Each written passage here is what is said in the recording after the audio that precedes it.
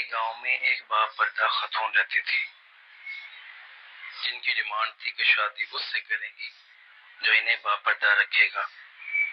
ایک نوجوان اس شرط پر نکاح کے لیے رضامند ہو جاتا ہے۔ دونوں کی شادی کر دی جاتی ہے۔ وقت گزرتا رہتا ہے یہاں تک ایک بیٹا ہو جاتا ہے۔ ایک دن شوہر اپنی بیگم سے کہتا ہے کہ میں سارا دن کھیتوں میں کام کرتا ہوں، کھانے کے لیے مجھے گھر آنا پڑتا ہے جس سے وقت کا ضیاع ہوتا ہے، تو مجھے کھانا کھیتوں میں پہنچا دیا کرو۔ بیوی راضی ہو جاتی ہے۔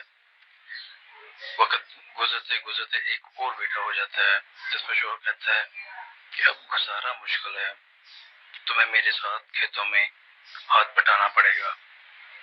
یوں باپردگی سے نیم پردے تک پہنچ جاتے ہیں۔ تیسرے بیٹے کی پیدائش پر اس کا شوہر مکمل بے پردگی تک لے آتا ہے۔ وقت گزرتا رہتا ہے یہاں تک کہ اولاد جوان ہو جاتی ہے۔ ایک دن یوں ہی بیٹھے بیٹھے شوہر ہنسنے لگتا ہے۔ بیوی سبب پوچھتی ہے تو کہتا ہے کہ بڑا تو پردہ کرتی تھی، آخر تیرا پردہ ختم ہو گیا، کیا فرق پڑا پردے اور بے پردگی کا؟ زندگی تو اب بھی ویسے ہی گزر رہی ہے۔ وہ بولتی ہے کہ تم ساتھ والے کمرے میں جاؤ، چھپ جاؤ، میں تمہیں پردے اور بے پردگی کا فرق سمجھاتی ہوں۔ شوہر کمرے میں چھپ جاتا ہے اور اپنے بال بکھیرنا پیٹنا شروع کر دیتے ہیں۔ پہلے بڑا لڑکا آتا ہے، رونے کا سبب پوچھتا ہے اپنی ماں سے۔ ماں کہتی ہے تیرے باپ نے مجھے مارا۔ بڑا بیٹا ماں کو سمجھاتا ہے کہ اگر مارا ہے تو کوئی بات نہیں، وہ آپ سے محبت بھی تو کرتے ہیں، آپ کا خیال رکھتے ہیں۔ بڑا بیٹا ماں کو سمجھاتا ہے اور کہتا ہے کہ میں باپ کو بھی سمجھاؤں گا، آپ ایسا نہ کریں۔ وہ چلا جاتا ہے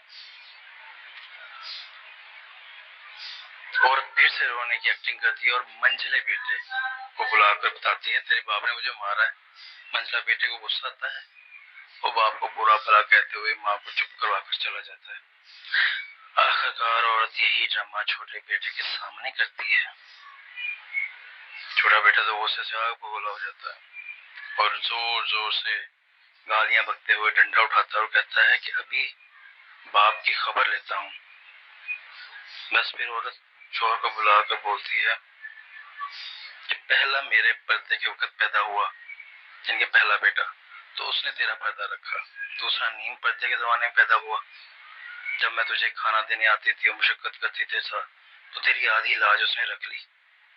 جبکہ تیسرا بیٹا بے پردگی کے زمانے میں ہوا تو مکمل طور پر تمہاری عزت کا پردہ اتارنے گیا ہے۔ سو یہ سن کر شوہر کو سمجھ آتی ہے کہ پردہ عورت کی ایک نیک اولاد کو پیدا کرتی ہے۔